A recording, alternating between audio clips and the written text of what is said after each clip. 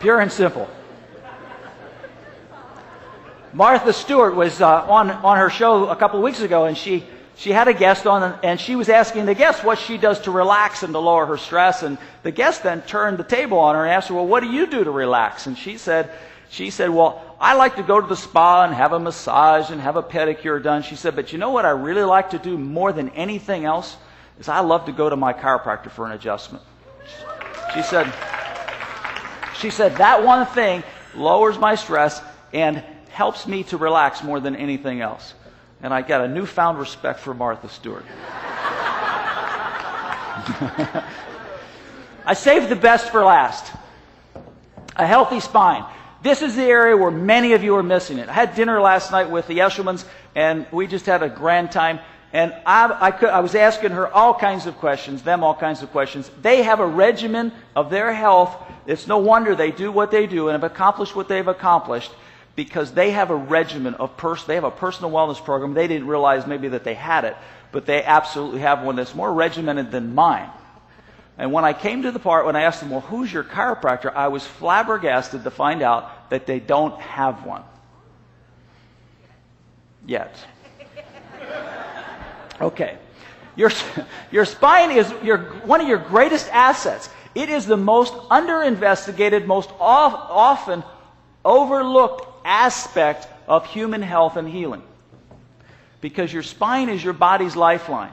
I've got to make this really simple and sweet. A healthy spine means a healthy you. And there's a whole lot more I can teach you. I don't have time to get into all of it. But there's a divine life force that God planted in your body. 1 million or more nerve messages flow down your spinal cord, which runs through a canal in the center of those spinal bones. Between each of the bones, there's an opening, a nerve comes out, and there's 12 miles worth of nerves that run through each of your body. Somebody said you had a lot of nerve. They were right. Those nerves, you've got to have good, what I call brain-to-body connections in order for your cells to be strong and healthy and well. What happens to somebody that breaks their neck? No life force, no divine life force traveling down through past that point in their spinal cord. What happens to their body? Just to give you some idea, some concept of how strong this is. Well, if you were to find a nerve along the spine that controls your spine is like a switchboard to your whole body. There's a condition called a subluxation, which is simply a misalignment of the spinal bones. And next slide, please. There's a whole bunch of things that can cause your spine to get out of alignment. The biggest danger with this is that only 10% of the time can you even feel that it's there. So most every one of you in this audience has got one or more misalignments in your spine that's cutting off life force to some part of your body, setting it up and predisposing it to sickness and illness. It's that simple. It's that simple. Great health is all about great healing. The only difference between people that are healthy and people that aren't is people that are healthy have got great healing going on in their bodies all the time. And people that aren't healthy don't have that good a healing going on in their body, therefore their bodies can't recover.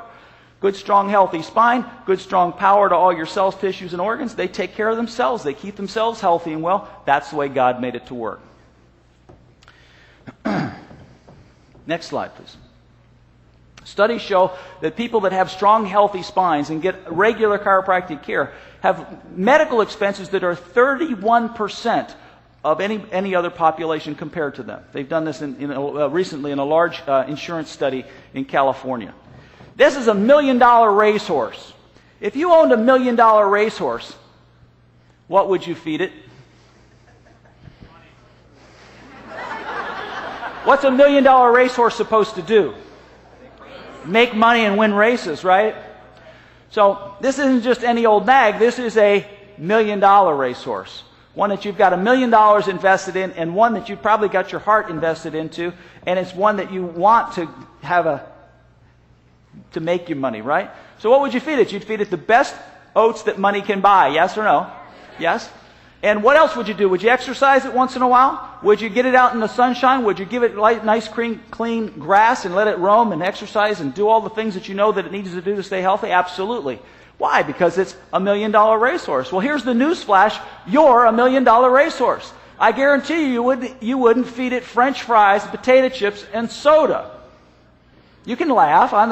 Some of y'all got real convicted there, right? You're worth 10 times that $1 million racehorse. You're a whole lot more than that.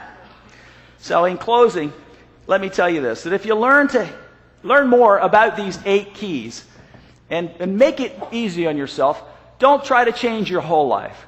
If you change 1% a week in a year's time, you've made 52% improvement. If you lose 1 pound a week in a year, you've lost 52 pounds. That's not tough, is it? So if you try to improve and achieve some greater levels of health and wellness in your life, make it your goal to die healthy.